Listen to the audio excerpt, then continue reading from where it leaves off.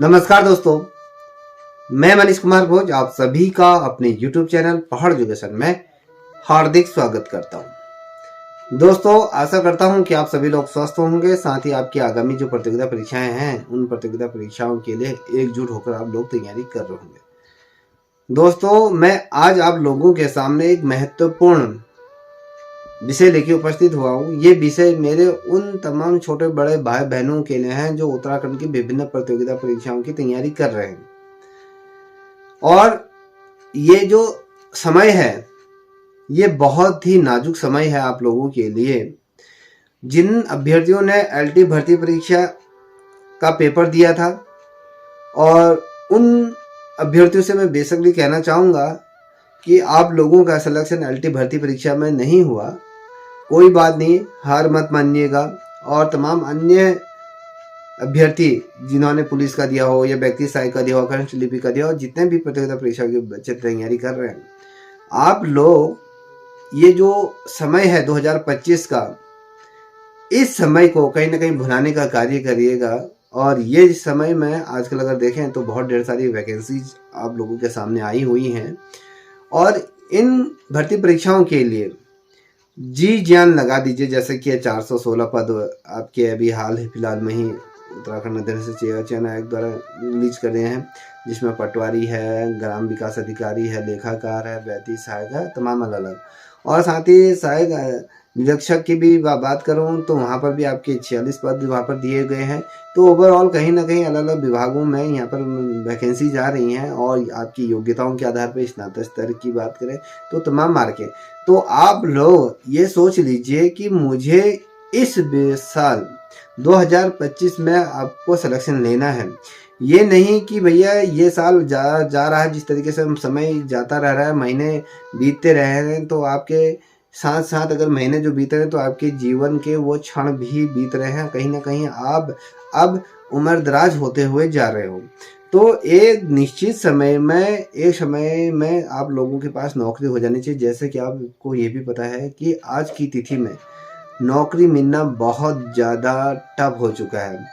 जनसंख्या इस कदर बढ़ गई है और जो शिक्षित और बेहतर से बेहतर बच्चे पीछे से बाढ़ की तरह आ रहे हैं, तो उन बच्चों को बीट करना, जितने भी 30-35 साल के जो हो चुके हैं उनके लिए जो नए बच्चे हैं उनको बीट करना बहुत ही ज़्यादा टफ हो जाएगा।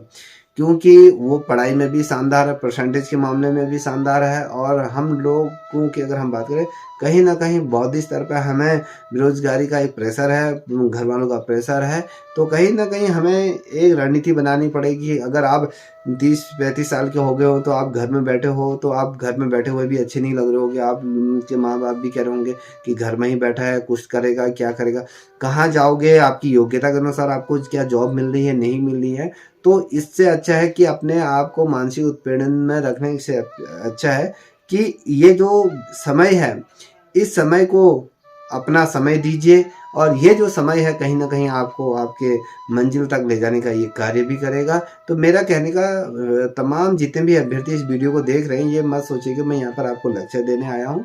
तो मैं तो सिर्फ ये कहना चाह रहा हूँ कि आपको एक कहीं ना कहीं एक मोटिवेशन करने के लिए आ रहा हूँ। जितनी भी प्रतियोगिता परीक्षाओं का सब फॉर्म को भरिए, हर फॉर्म को भरिए जो आपकी योग्यता के अनुसार है, और फॉर्म भरने तक ही सीमित मत रहिए। आप अपनी ये रणनीति बनाइए कि मुझे इतने घंटे तो पढ़ना है तो पढ़ना है। देखिए, बिना समय दिए किसी भी चीज में सफलता नहीं मिल सकती।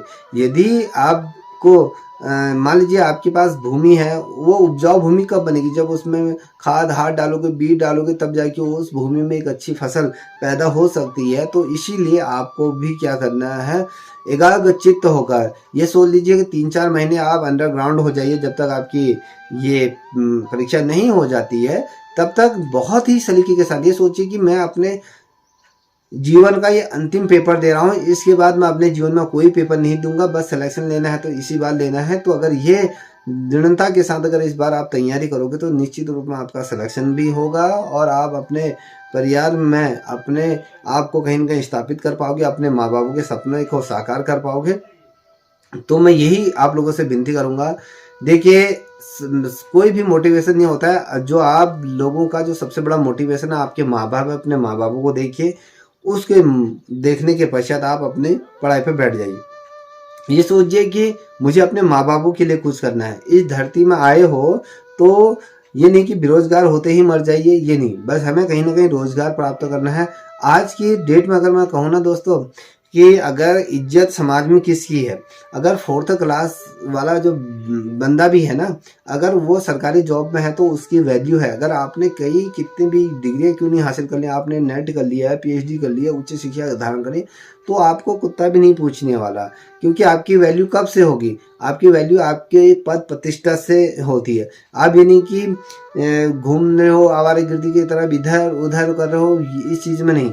अभी पंचायत चुनाव होंगे, आप पंचायत चुनाव में भी आप देखो ग्रामों में वाले होंगे तो आप प्रचारों में लग जाओगे, इधर उधर डोइना शुरू कर दोगे। तो ये चीज़ें नहीं होना चाहिए। जब तक आपको नौकरी नहीं मिल जाती तो ना कोई प्रचार ना कुछ अपने उद्देश्य को या कहें अपने लक्ष्य को साधते हुए चलेगा। कहते हैं ना कि अगर कोई लक्ष्य आपने साध के रखा है तो उस लक्ष्य को पूरा करने के लिए पूरी कायनात भी आपके पीछे क्या होती है, उसको पाने के लिए आपके पीछे खड़ी हो जाती है।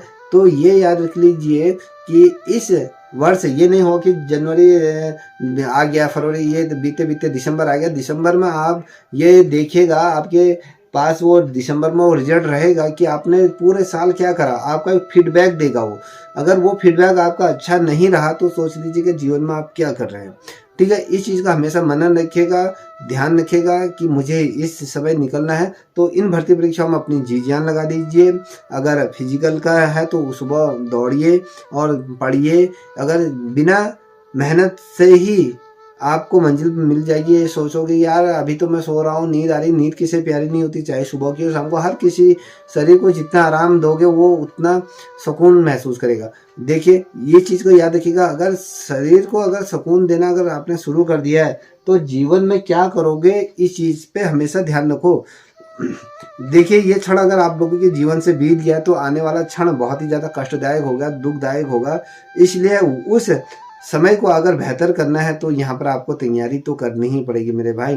बिना तैयारी से कुछ नहीं होगा। आप सोचोगे कि यार ये ठीक हो जाएगा, वो हो जाएगा, नहीं, आपको करना पड़ेगा। अपने लिए नहीं तो अपने माँ बाप के लिए करना पड़ेगा। तो मैं यही कहना चाहूँगा जितने भी बच्चे हैं इस वीडियो को देख रहे हैं तो ये सोच के चले कि मुझे इस बार निकलना है तो निकलना है, अन्यथा क्या करोगे सोचो ना। धीरे धीरे उम्र भी बढ़ रही है, सब कुछ हो रहा है तो रोजगार नहीं है। और साथ ही जिस तरीके से हमारे देश में जिस तरीके से स्थितियाँ परिस्थितियाँ बन रही हैं, क्या आपको लगता है कि आने वाले समय में जिस तरीके से प्राइवेटीकरण हो रहा है क्या रोजगार प्राप्त हो पाएगा? ये सोच लिए अब रोजगार उसी को ही प्राप्त हो पाएगा जिसकी अच्छे खासी पहचान है, कंपनियों में भी अच्छे खासी जिनके परिचय हैं तो वही जॉब पा पाएगा।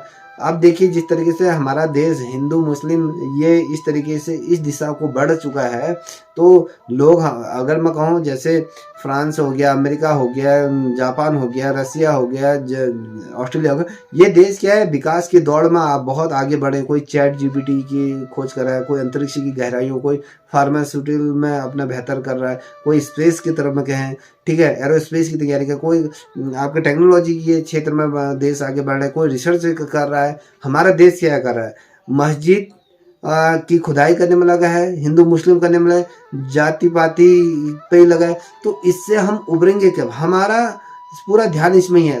दीन दुनिया कहाँ तक पहुँच गई है और हम कहाँ हैं। तो ये देखिए ना, हम सोचते हैं कि हमारा एक विकसित राष्ट्र, हम कहें विश्व गुरु बनने की हम बात करते हैं, तो विश्व गुरु कब बनेंगे? जब हमारे समाज में हर व्यक्ति पढ़ा लिखा हो और हर व्यक्ति को रोजगार प्राप्त हो। और वो रोजगार जब प्राप्त होगा तो वो अपनी भागीदारी क्या करेगा, देश को देगा। कहीं ना कहीं जब आर्थिक स्थिति जब सुधरेगी तो कहीं ना कहीं हमारे देश को जो जीडीपी उसमें भी बढ़ोतरी होगी और कहीं ना कहीं हम विकसित राष्ट्रों की श्रेणी में खड़े हो सकते हैं, अन्यथा हम विकासशील देशों की श्रेणी में खड़े हो जाएंगे। और जिस तरीके से ये परिस्थितियां हो रही हैं तो विकासशील देशों से भी हम पीछे पिछड़ते हुए जा रहे हैं। तो याद रखिएगा आने वाला समय बहुत ही ज़्यादा टफ है। इसीलिए जो ये समय मिला है, जो ये भर्तियाँ आई हैं, तो इसको अभी इस समय आपने भुना लिया तो निश्चित रूप में आपका जीवन सुखद होगा। जितना भी आपके पास जीवन है उस जीवन को कहीं ना कहीं आप ऐसो आराम से जी सकते हैं, अपने माँ बापों के भी कहीं ना कहीं सपने को पूरा कर सकते हैं। तो दोस्तों मैं यही कहूँगा कि पढ़िए, पढ़ने के लिए ही ये समय है। ये समय को जायज़ मत कीजिए, नींद को त्यागो और साथ ही अपने लक्ष्य को साधो। बस इतना ही हम कहूँगा। ठीक है, रख हौसला वो मंजर भी आएगा, प्यासे के पास समंदर भी आएगा, थक कर न बैठे मंजिल के मुसाफिर, मंजिल भी मिलेगी और मिलने का मजा भी आएगा। इस चीज़ का हमेशा ध्यान रखिएगा। तब तक के लिए इतना ही। जय हिंद, जय भारत, जय उत्तराखंड।